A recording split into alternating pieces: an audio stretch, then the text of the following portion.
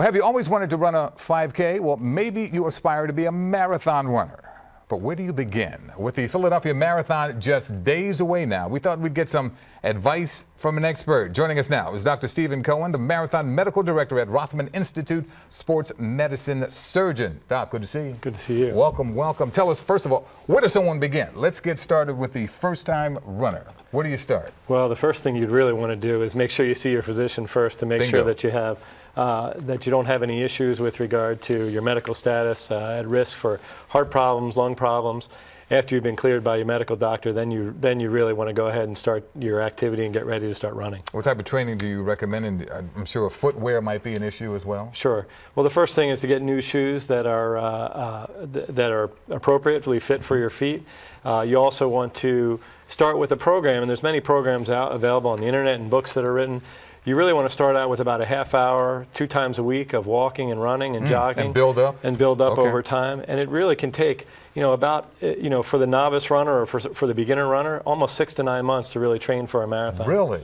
And what distances should the novice runner start off with and then build up to? Basically, you want to start out with running about an hour Okay. each time. And so you start out with 30 minutes, maybe you walk for 30 minutes, you jog for 30 minutes. After that, then you progress to running for an hour. And really, you want to stay with an hour each time, and you're gradually going to increase about a mile a week up until you get to about the 15 to 20 mile point. And then you want to space your long runs out.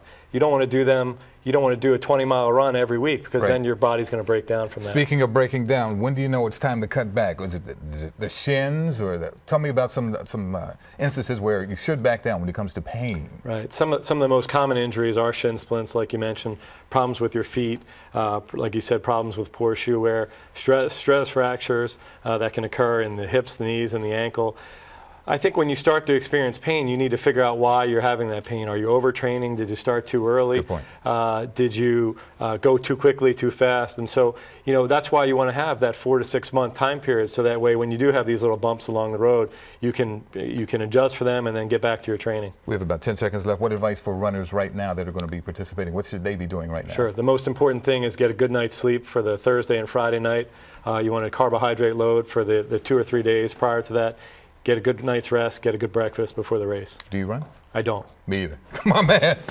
Good to see you. Great advice. CBS 3 is the media partner for the Philadelphia Marathon. The race is this Sunday starting at 7 a.m. Look for a list of cheering stations, by the way, at cbsphilly.com. Now, before then, check out the Philadelphia Marathon Health and Fitness Expo. It's on Friday and Saturday at the Philadelphia Convention Center. And while you're there, drop off a new unwrapped toy for our annual Joy of Sharing campaign. It's that time of year again to benefit the Salvation Army. Again, more information at cbsphilly.com. Just click on Talk Philly.